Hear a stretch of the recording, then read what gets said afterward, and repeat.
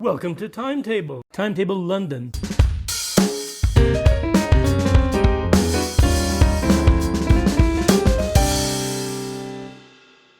My name's Tam McDonald and I'm your host on this episode of Timetable. We're very pleased today to be sitting here in the Edgar Wallace pub just off Temple Bar and the famous Temple. The pub itself dates back to 1777 and was originally known as the Essex Head and was patronized by none other than Dr. Samuel Johnson. Just 6 years later, Dr. Johnson formed the Essex Head Club with its members dining here 3 times a week, each being required to spend at least 6 pence and leave a penny for the waiter. In 1975, the pub was renamed the Edgar Wallace in honor of the centenary of the crime writer's birth. He was a hero of nearby Fleet Street. He was a prodigious journalist and author who wrote 170 novels and countless short stories and screenplays, and is perhaps best remembered for creating none other than King Kong. And if you want to read any of the books that made him so popular in the early 20th century, then there are dozens of his novels lining the windowsills of the pub. More about that in a second, but we must proceed to welcome our illustrious guest.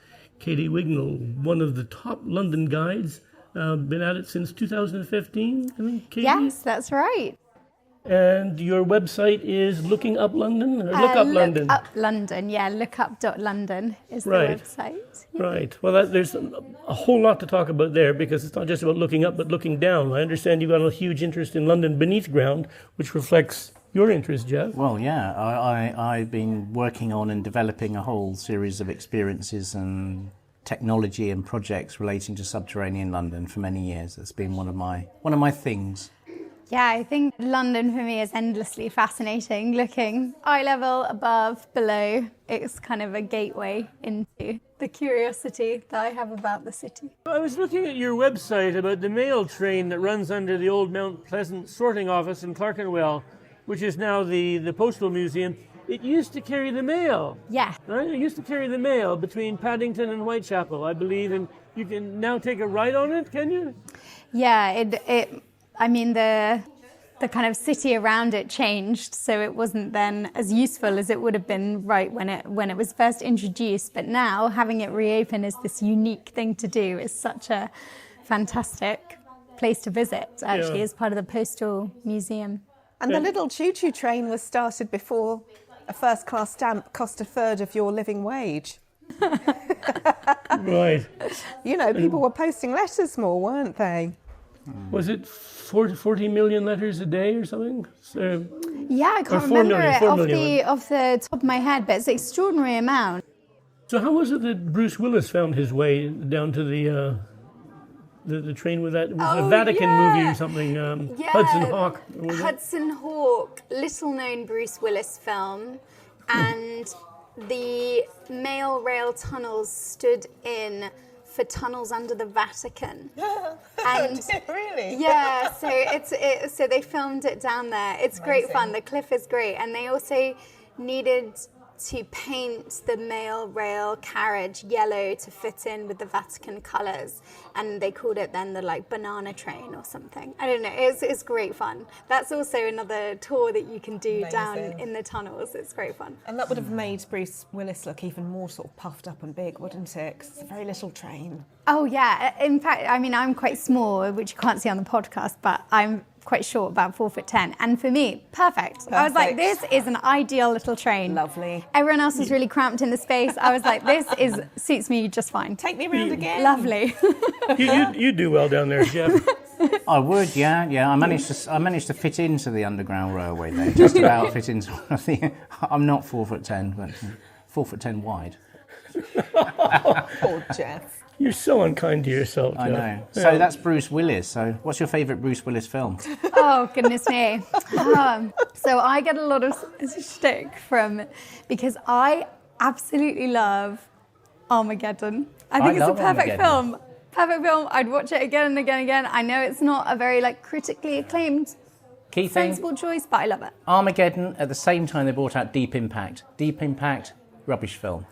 Armageddon much better because it's got Steve Buscemi in it and people like that. Wisecracking, that's what you need. You don't want deep conversations about the Katie, soul what have you and done? stuff like that. It would Liv have to be. Tyler, also great in the film as well. It would have to be Die Hard too. You've set him off now.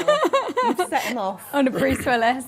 Wind it in, Geoff. Wind Sorry. it in. We've got history to talk about. And I think, like you say, Geoff, people are fascinated about the idea that you walk around the city and then there's actually this whole other world going on underneath your feet that no one's even aware about. All this tunnelling, all this space, all this infrastructure. Tunnels, vaults. I mean, just near where we were here was Aldwych Tube Station. I was there on the last day of the Aldwych Tube Station when it closed. Of course you were. And there were enthusiasts there with enormous video cameras of the day that were the size of TV cameras on their shoulders, recording the final trains. And of course, it's now used for training for the London Fire Brigade and for others, and for filming. I've been on a tour down there. It was really interesting. And of course, that's where the Elgin marbles were stored during the war, and it's where also the Anglo-Saxon hoard at Sutton Hoo was stored.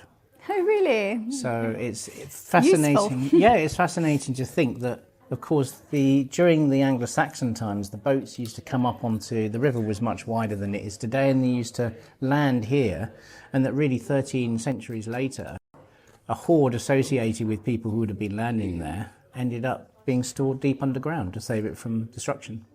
My gosh. So when you started touring, what was the very first tour you did? What was your first It was subject? on Fleet Street, actually. It was Fleet Street Secrets, which is a public walk that I still run, and I was just amazed by the levels, the depth of history, the kind of phenomenal amount of different stories. So not just, what it's most famous for, probably today for the newspaper industries and printing presses, but also because it was such a historic thoroughfare linking the City of London and Westminster, and how there were so many details above your eye line that then reveal the history of it. Yeah.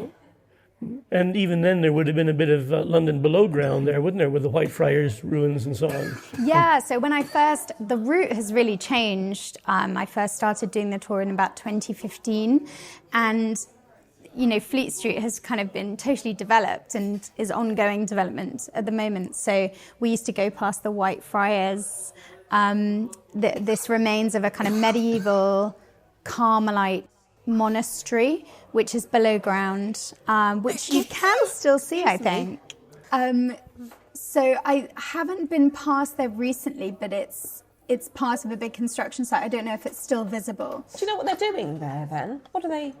Oh, it's part of the Salisbury Square development, I think, which is the Justice Quarter, the new police headquarters, office space, and some new courts as well, I think. Yeah, 18 magistrates' courts, I think with a focus on financial fraud, isn't it?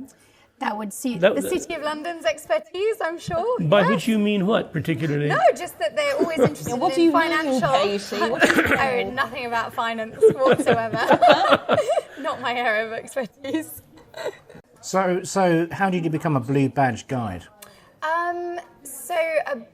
The Blue Badge tourist guiding course is a 2-year training course, so you have to apply, which involves an application and an interview and a kind of very school-like exam, which you sit in a room. Have to do it was quite scary. So you sit an exam. I'm pretty sure I can't have done very well on the exam because, my background knowledge of history wasn't that great when I started because I was purely focused on London. But anyway, they allowed me in, and then you do 2 years training, and you have to pass then a further 11 exams. So the majority are practical. You prepare presentations and you perform them in front of your peers and the examiners in various places: Tower of London, St Paul's Cathedral, Westminster Abbey, British Museum, National Gallery. And then also you do a few written exams. But the terrifying one is the coach exam. The coach exam, yes. What's that? It actually makes me a bit sweaty just thinking about it. Yeah. So for those of you listening, Katie's, she's flushed. She's got beads of sweat breaking out on her forehead. She's developed a bit of a tremor. Had a lot of work sort of burying this, but there we go. So the coach exam is on a kind of 50-seater coach. You're sat at the front with a microphone with your peers and the examiners as well. So there's probably a group of 8 of you. Contained. Ooh. And you have 3 goes. I think it's like a 2-minute, a 5-minute and an 8-minute go. But you're driving all over central London and you don't know when your name will be called. So you're kind of flying down Whitehall and you're thinking like, no, not me, don't call my name. I don't want to do, it's too much pressure. Likewise, you're just waiting to go through Blackwall Tunnel and you're like, please don't call my name. I don't want to talk about tunnelling under the Thames. So you're essentially, you're like that other London institution, the taxi driver. You've got a thorough knowledge. Yeah. You do your appearances. You get tested on it. And it's sink or swim. Yeah, I think, I would make a terrible taxi driver because I can't drive. So that would be sort of... It's a bit of a bummer, that, really. Yeah. It's probably not, you've got not a a great chauffeur. starter. Yeah. But yeah, I And a can't helicopter. possibly say which one is harder, but I know of some black cab drivers who are also Blue Badge guides and kind of vice versa. Wasn't that amazing? Yeah, it's a lot of knowledge. So what school is it? What school is what that? institution runs the course? Yeah, it's managed by the Institute of Tourist Guiding, and they were originally established for the 1951 Festival of Britain. Oh, right. So And the whole idea was when, London is going to be this big focus in the 1950s, we need to make sure there is a professional body of guides who are ready to show around, show off the city. And thank So goodness funny. there is. You're setting the standard, Katie, keeping that flag flying. So were the Blue Badge guides also in other cities around the world or around Britain now? So it is national. Right. So you can take different courses in different areas of the country. But the Institute of Tourist Guiding also manage a couple of Green Badge courses. So previously that was the City of London course, which also I've done, and previously they used to run the Westminster course, but I think that's now separate. But there are different levels of guiding. Right. And so just incidentally, which bits on the coach tour did you need to do? Oh, do you know what? Actually, that's such a good question. I really I can't remember. It's buried deep, Yeah, Geoff. it's buried buried this deep. right PTSD. down. Yeah. I remember for St Paul's Cathedral, I had to do the introduction, and that was quite a lot of pressure because you're kicking it all off, and you sort of set the tone for it. So I just went in very enthusiastic, very happy. So this coach was full of aspiring Blue Badge guides. Well, yeah, and that's the worst thing because It was everyone your knows peers. pretty much what you're going to say, and no one's really listening anyway because they're all focused on what they're going to say on their go. I'm just picturing the coach driving along at an accelerated pace, a bit like the scene from Carry On at Your Convenience when they go Well, down that's to an Brighton. yes, that's an and they all have excellent to get out film. and go to the pub, and then it stops, and they have to go out into the woodland, and then rush back on, and it drives off. Well, there is part of it because you never know when the traffic lights are going to change, and then suddenly, you're looking at a statue, and then you're like, right, enough of that, we're off, we're moving on. But I have to say, I don't do many coach, we call them panoramic tours. I don't do many of them. I much prefer a walking tour pace and the details that you can see on a walk. Excellent exam, though. That is good. Yeah, it's a very specific skill set, and definitely makes you be very quick and brief and get to the point. Because you might only have a few seconds that you're passing Ben, and you have to have quick a summary of it. Well, I imagine that on an actual tour, getting to the point can be a challenge if you're talking to people who want to talk themselves and take the conversation down various rabbit holes. Such as we're doing We here. can't do that here. Yeah, exactly. Can you imagine? Yeah, it's. Each group is really different. Each type of tour is completely different, and that's what's really lovely about it. Actually, after I finished the course, I had all this knowledge. I'd passed all these exams, and my first group that I was presented to take around Westminster Abbey was an 8-year-old and an 11-year-old. And you just think, well, they're not going to be interested in anything that I've just spent 2 years learning. How am I going to then adapt it to make it interesting for them? And part of the training of doing that and doing the course is then to be adaptable and try to think of the best way of explaining it to, whoever's in front of you. What's the most unusual place where you've had to deliver one of these talks?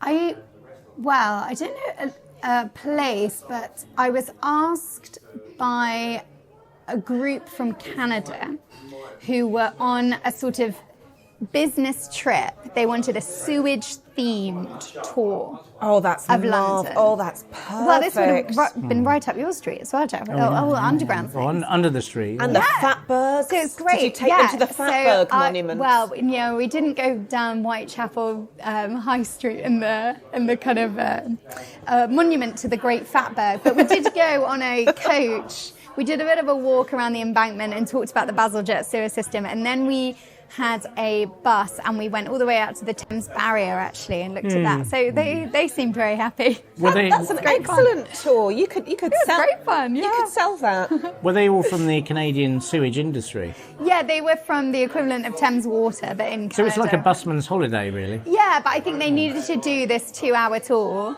to essentially write off all of the expenses that they were then having fun. I mean, I don't want to cast aspersions, but that's the sense that I got.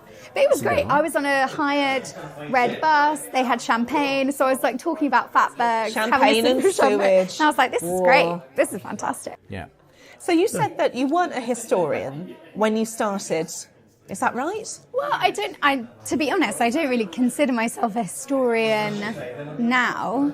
But I didn't really have a huge interest in history when I was in school, funnily enough. Are you a Londoner? Yes, I grew up in London and I did art history at university. Oh, fabulous. So kind of around A-levels, I had a fantastic teacher, Mrs. MacDonald, who I've since run tours for future students in Marylebone, so that's really nice as well.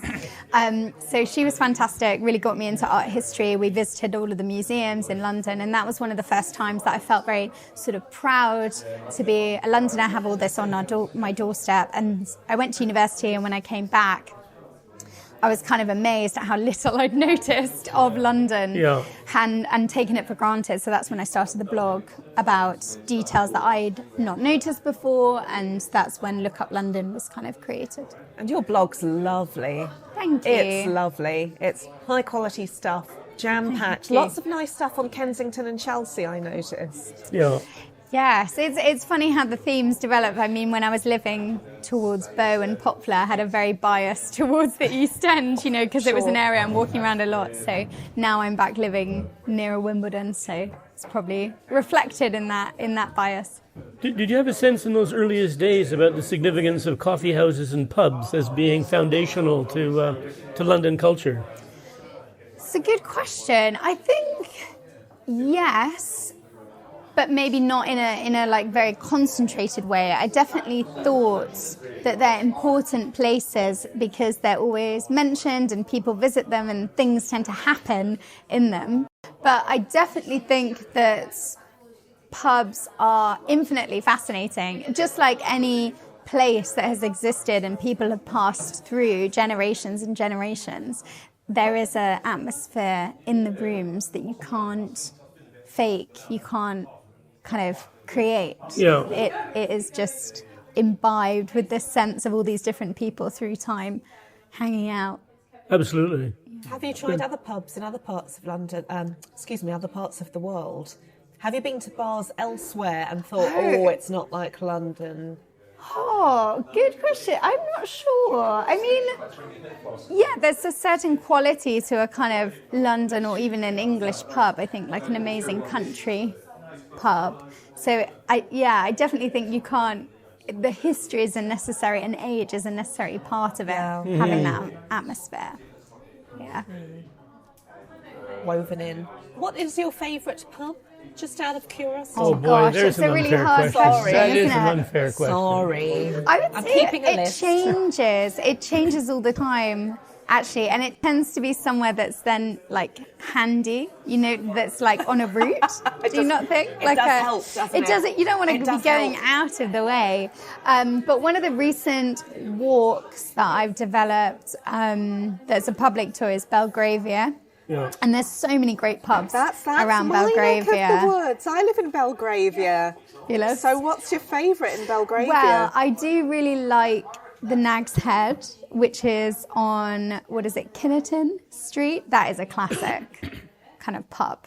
That is an independent kind of salt of the earth, no fancy. Proper pub. Yeah, exactly. Even in Belgravia. Even in Belgrade, no frills, not really any reassuring, food. isn't it? Yeah, and so that's a nice one. And then there's, lots of fancier gastropubs if you want a meal or something, And there's the Plumbers, of course. Yes. Plumber's Arms, isn't Yes, Plumber's Arms, yes. it? Of Lord Lucan fame. Yes, what, 1978 when Lady Lucan rushes in, She covered in blood. That's right. So her nanny's boyfriend worked behind the bar. Is that right? I don't know if he was on that night. I hope he wasn't. So, yes, her husband has just brutally murdered Sandra Rivette, tragically. Allegedly. Well, he was found guilty in absence. Oh, that's true. That's true. I'll let you have that one. So Sandra Rivette is sadly mistaken for his estranged wife and then battered to death. Battered to death by Lord Lower Lucan, Belgrave Street. who's separated from Lady Lucan, and Lady Lucan runs down the street and into the pub. And I can't remember what she's saying at the time, but She's sort of I've just escaped screaming, being murdered. He's killed the nanny who tried to kill me, and then faints. High drama, but it's in the pub that these things happen. It's all in the pub. It's where you'd run Geoff, to. you regret not reading The Sun back in the day when we could have participated in this conversation, couldn't we? I could have done. Now, the question I'm going to ask is, where do you think Lord Lucan ended up? Oh, goodness. To be honest, and this is... I don't care. I think it's such a sad sign of the times that we put so much energy and attention. I mean, yes, it's important to find the perpetrator of who's done it, but there's so much time and energy and effort into Lord Lucan, where is he now? And in that story, it means that Sandra Rivette and her story gets lost in it. And her family who loved her. Well, exactly. They had to sit through days of trial, where all of the attention was about what hat Lady Lucan is wearing, that day. So. To bring it back to the real world, another pub that I understand that you like down in that neck of the woods is the Grenadier. Is that? Yes, Grenadier is a great pub as well. What's distinctive about that one? So the Grenadier stands on the site of an old barracks. So that foot barracks was built sort of in the 18th century. The pub stands on the site of the old mess hall, but was probably only built about the 1830s as Belgravia is being developed. So it's basically just off Hyde Park Corner. And it's down a tiny little mews street It's one called of those Wilton's tucked away mews ones. Yep. Yeah, and it's a lovely pub. I think pub, maybe a better description is actually kind of restaurant pub. I mean, that's kind of the main aim. So but it is a lovely space, very tucked out the way down a lovely mews street, and so quiet when you think that just over the wall, kind of Knightsbridge rumbles away. So yes, that's quite nice. I think a tucked away pub is always a good. There's a few of those in Belgravia, isn't there? There's the Star as well. Do you know the Star? The Star's lovely. Yes, I think that's owned by Fullers now, but it's that's another tucked away down the mews. Yeah. So you'd put the horses away and then go for a pint. Lovely. Working people's pubs. Unfortunately, so many locals have disappeared now, and they've been turned into Tesco and Sainsbury's Expresses, haven't they? Which is a great, great shame. But I suppose people just drink at home now. I think the drinking culture is suffering in London. The nightlife is suffering in London. Yeah. Have you felt that? I've got some lovely Swiss friends who come to London quite regularly, and they always stay in Knightsbridge. They go to all the best places, and they've said that since COVID, the whole nighttime feel, the whole buzz of the place has just turned into something different. Well, I can only speak from my personal experience, and I have a 3-year-old, so I wouldn't say that I'm personally out on the town very often. But I think I think sometimes London likes to think of itself as like a kind of New York, but actually I don't think it ever was like an all-nighter kind of a place. Maybe I'm just not cool enough to be out all night. But, you know, pubs close relatively early, and if you then don't want to go to a kind of late night bar or nightclub, the options kind of diminish. And I'm now at the age where I just want to talk and hear myself talk with friends, and maybe don't want to go to a really noisy bar. Hi, this is Tam McDonald, your host. If you're enjoying Timetable London, then please tell your friends about us by sending them a link to the show, giving us a mention on social media, or even by, or especially by, chatting about us in the pub. Timetable London, for everything you love about the world's greatest city.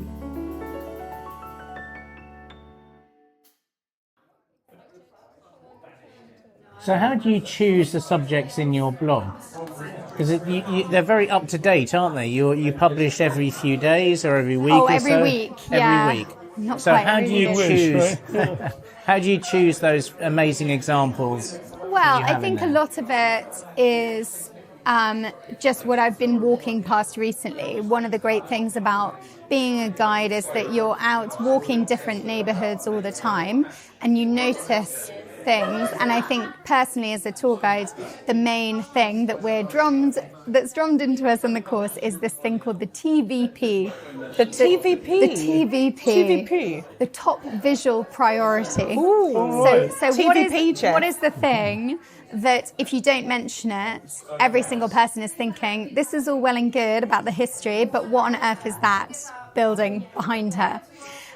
So when I'm walking around, if something catches my eye, then that often leads to a blog. Or if I ask myself a question like, why is that street name called that? Then that will lead to a blog. So it tends to be what I've been walking past recently. So, for example, you're talking about the etymology of a street name, and then people say, well, what's that 200-foot statue of a half-man, half-rhinoceros that's behind you? Exactly. So always, you know, when I'm, I don't know if you've been around Spitalfields recently, so the new kind of redeveloped market space, there is probably 24 baby elephant statues, and it doesn't matter how interesting my talk about the ancient St Mary Spital and the medieval history, somebody is always going to say, can you just explain why there are all these elephants around here?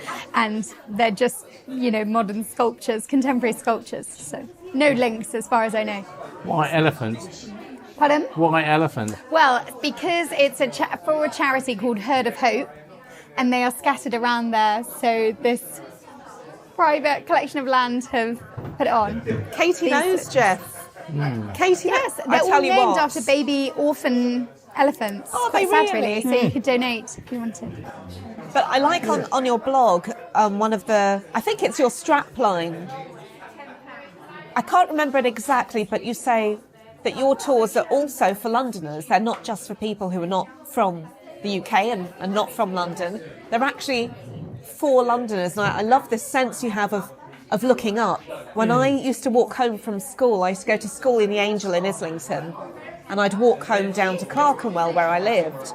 And I'd been doing that walk for years before I actually looked up and I saw St Paul's Cathedral in the distance.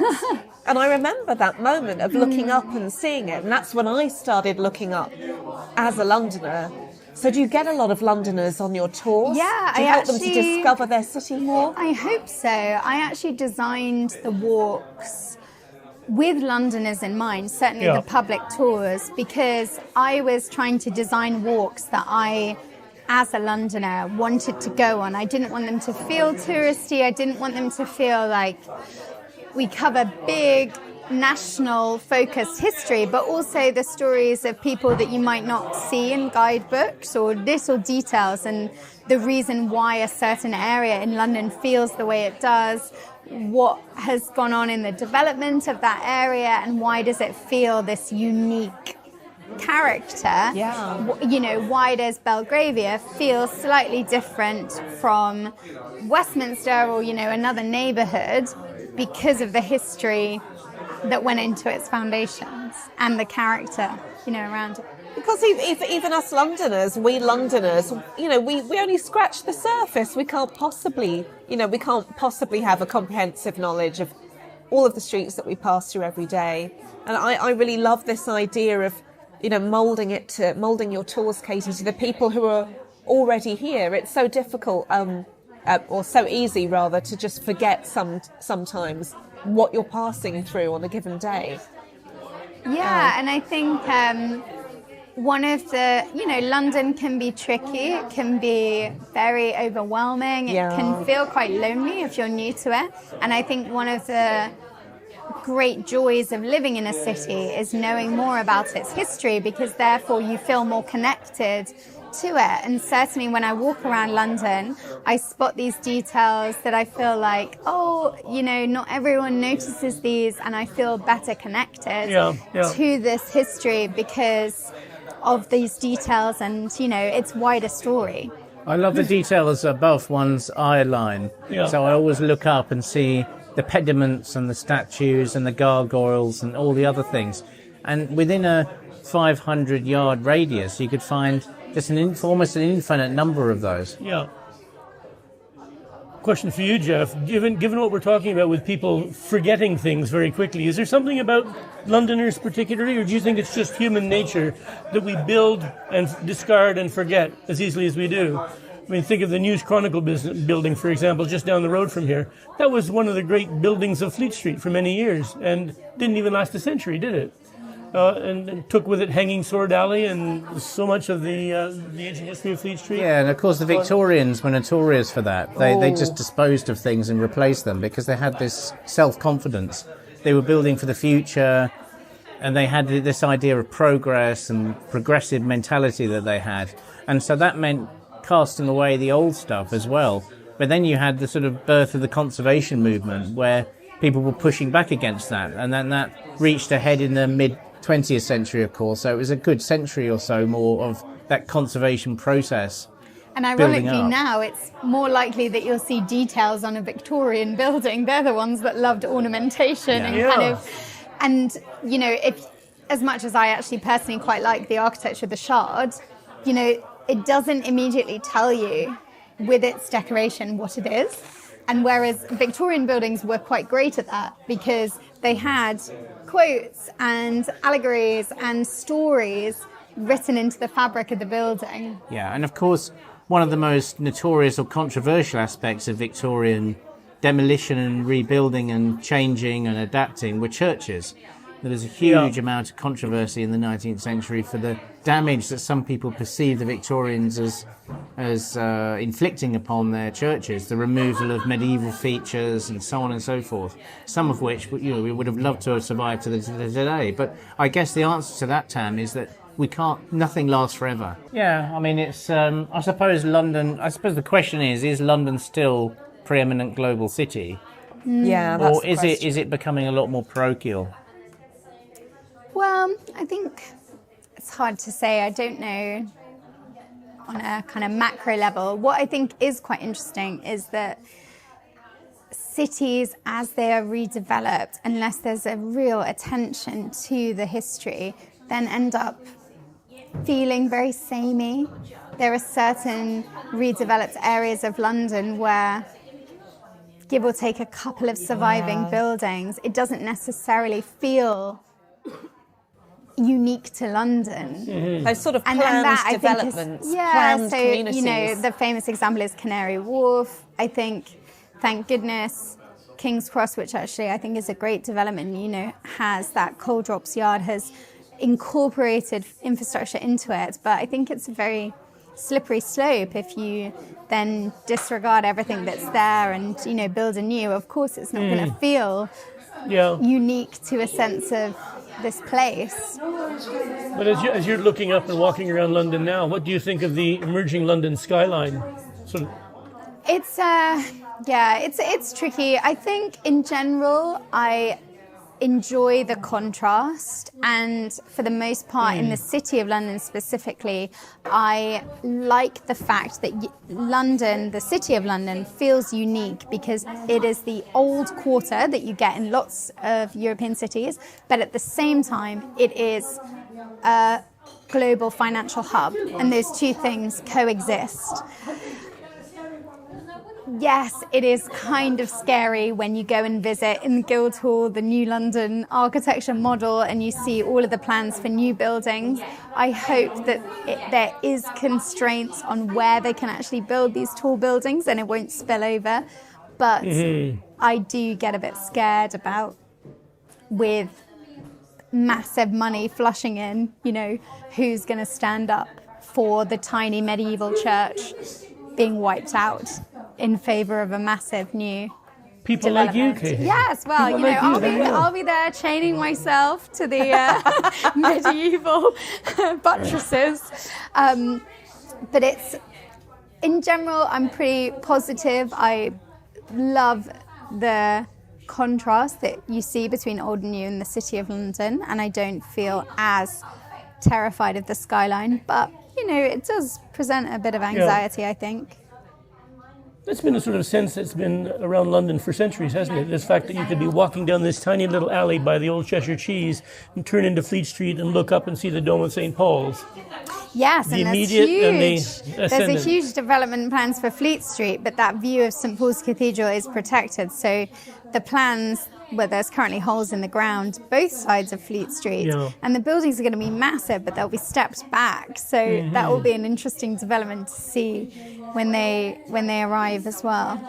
Has there always been this anxiety? Tam, Geoff, Katie, is this the anxiety, the hand-wringing that we feel now, the worry about our old London slipping away? Is that something that we have in common with those who went before us over hundreds of years? Absolutely. I'd say writers were always saying London's too big. In the 18th century, they're saying it's got out of control. Some things stay the same, though, eh? Even with all the St. Paul's is going up, the new buildings and the rest of it, you can still come back to an English pub, such as the one we're sitting in here. Yeah. What's your next project? Have you got a project in the pipeline?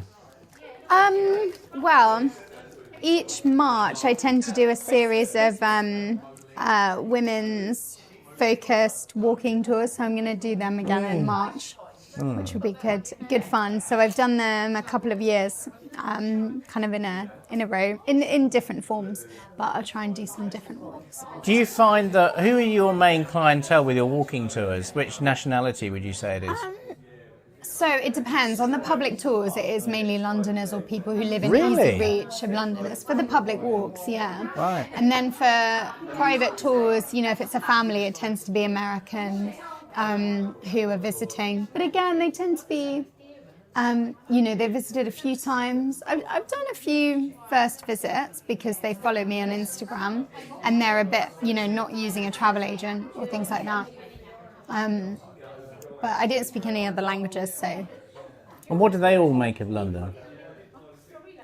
The Americans love it. There's a big uptick in Americans at the moment, isn't there? I'm hearing Americans all over the place. Yeah, I think that, it's always been popular, and I think certainly from the Blue Badge professional guiding perspective, post-COVID there was a massive influx because of an inability to travel during COVID, and then wanting to kind of loose. What would be what would be the Americans' favourite tour in London? Do you think, in your So experience? if it's their first time, then I will take them usually to the main sites. We do maybe 2 half days focusing on Westminster and then the City of London. So I'd take them into the Abbey, do Buckingham Palace and all the main things, changing the guard, which I'd never seen as a Londoner until I started training as a guide and was like, I better get to grips with this. And since, see it a few times a week, which is always great fun. Do you ever go into private buildings or interesting alternative locations that are not generally open to the public?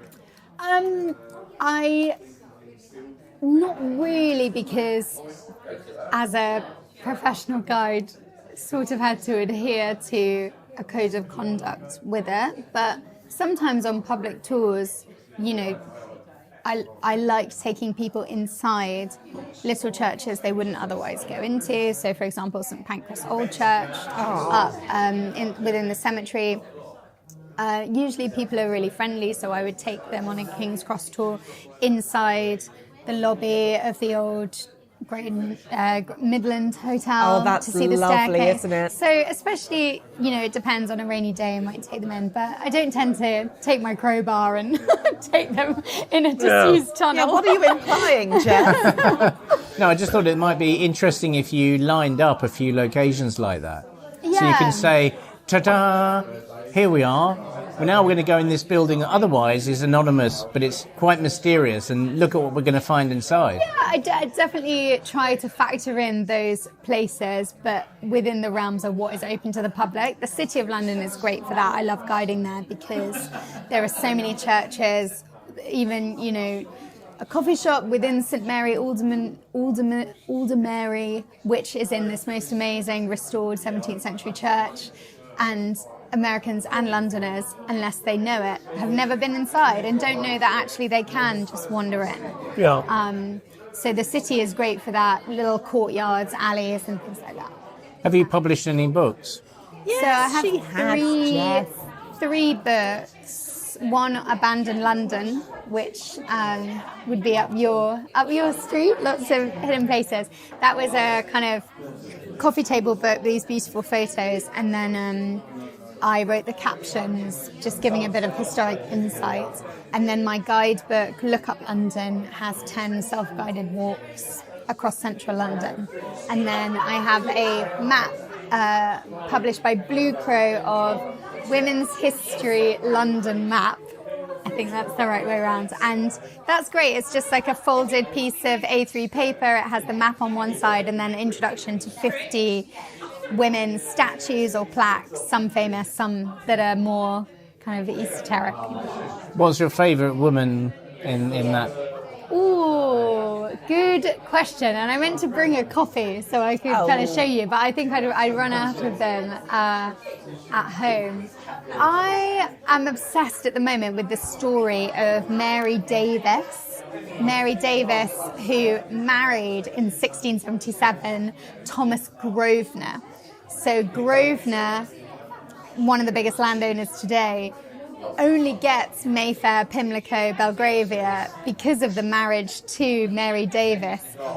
And her story is a fascinating one because she then just is absorbed, into as her husband's property. Then he dies when he's kind of in his mid-30s or so she becomes the kind of heiress. Again, her children are too young to inherit. And then there's an almost Hollywood-style story of her being kidnapped, taken to Paris. She was drugged by two Catholic priests. What? Why? And then forced into marriage so they could take the inheritance. And then when they get back to London, it's all thrown out. And then the Grosvenors managed to keep their fortune, but Mary Davis is kind of shunned from public life. Was she a lunatic? Was she? Wow. And it's a fascinating. There's a fascinating book by Leo Hollis called Inheritance. But it's just one of these stories that could be a film. But there's her street, Davis Street. It's just Davis. It's not even Mary Davis Street. I feel Where's like Davis Street? It intersects with Grosvenor Street, just coming off Berkeley Square in Mayfair. So I always try to mention her. Well, listen, thank you, Jess. Thank you, Jeff Rowell. But thank you most of all, Katie Wignall. It's been a really splendid 45 minutes or so. I thought everybody enjoyed themselves. Very much so. I certainly Thank did. you very I'm going to much. come on one of your tours Thank you. very shortly. Thank you, Katie. Thank you. My pleasure. Thank you very much.